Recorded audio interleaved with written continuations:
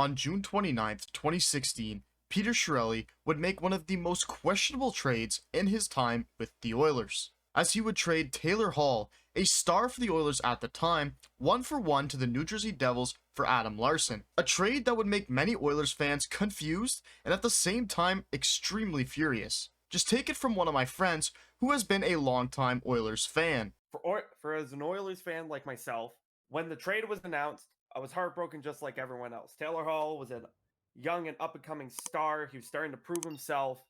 He had a few seasons under his belt.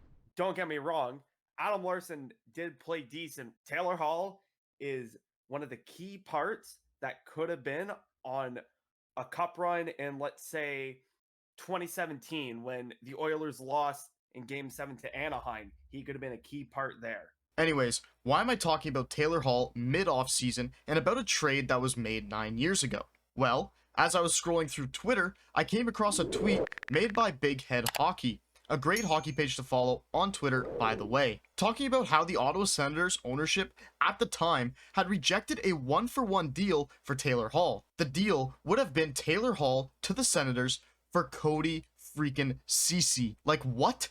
This probably would have been a game-changing trade for not only the Senators, but probably would have made the Oilers even worse. Like, what was Peter Chiarelli cooking back when he thought about that trade? Taylor Hall 1-for-1 with Cody Ceci? That's just wild. This could have been and would have been huge for the Senators. They could have been a much better team with Taylor Hall.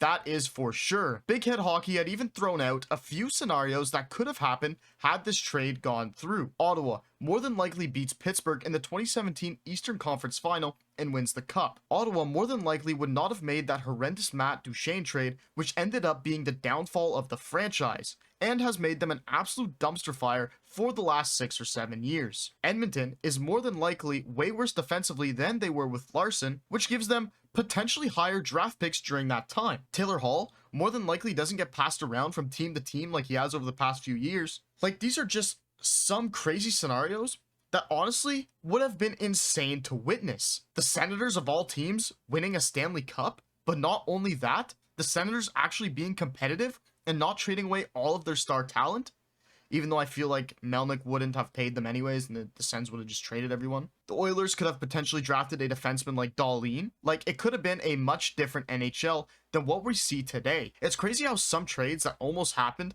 but never did would have completely changed the dynamic of the league years later. It's honestly really fun to think about these different scenarios that could have happened had a trade like this gone through. All in all, Peter Chiarelli almost made the worst trade in Edmonton Oilers history, but was saved by a cheap Eugene Melnyk. Now, before I let all of you guys go, I want to say a few things first. Like, damn, this is my first video in 2 months. It's been a while.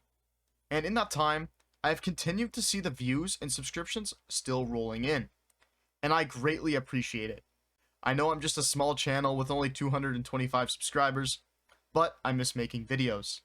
The problem is, it's the off season, and when one little piece of NHL news comes out, all of the bigger hockey related channels jump all over that, and to be honest, I don't want to make the same videos as them.